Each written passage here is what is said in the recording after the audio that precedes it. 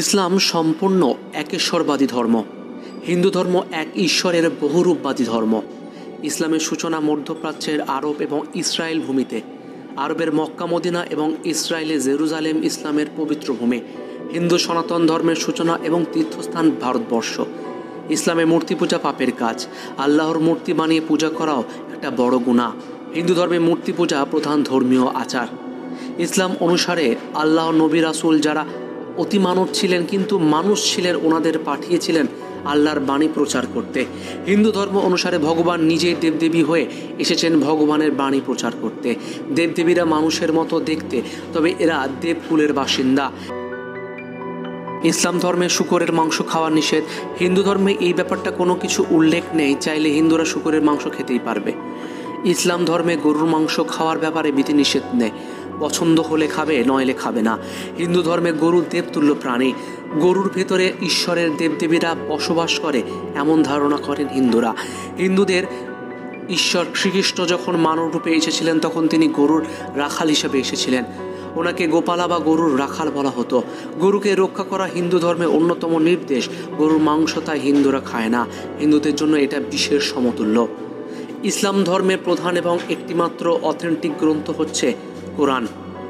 হিন্দু ধর্মে অনেকগুলো ধর্মগ্রন্থ, বেদ, পুরাণ, রামায়ণ, মহাভারত, গীতা। এসব গ্রন্থের মধ্যে বেদ এবং গীতাকে বেশি গুরুত্ব দেওয়া হয়। কোরআনের মতো গীতা পাঠ করা হয়। অন্যান্য হিন্দু ধর্মগ্রন্থগুলো পড়া হয়, তবে পৌরাণিক কাহিনী হিসাবে পড়া হয়। হিন্দু ধর্মে অশ্বগন্ধা, তুলসী পাতা, নিম পাতা মহা ঔষধ। পশু বলি দেওয়া দুই ধর্মে ধর্মীয় আনুষ্ঠানিকতা। ইসলামে পশু কোরবানি দেওয়া হয় ঈশ্বরকে খুশি করতে। পশু মাংস ঈশ্বরকে সমর্পণ করা হয় না, মুসলমানরা নিজেরা খায়। হিন্দুরা মন্দিরে দেবদেবীর মূর্তির সামনে পশু বলি দেয় ঈশ্বরকে খুশি করতে। সে মাংস হিন্দুরা নিজেরা খায়, তবে আগে দেবদেবীকে উৎসর্গ করে, তারপরে সেই মাংস নিজেরা খায়। মুসলমানেরা আল্লাহ বা ঈশ্বরের উদ্দেশ্যেই পশু কুরবানি দেয়, যেটাকে বাংলা ভাষায় বলিও বলা যায়, তবে তার মাংস ঈশ্বরকে সমর্পণ করা হয় না।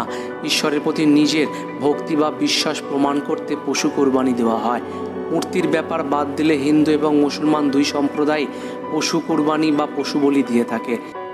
হিন্দু ধর্মের অনুসারীগণ দৈনিক নিয়মিত এবং অনিয়মিতভাবে উপাস্য দেবদেবীদের প্রতিমূর্তির মাধ্যমে অথবা প্রতিমাবিহীন উপাসনা এবং ভক্তিমূলক পুজো করে থাকেন।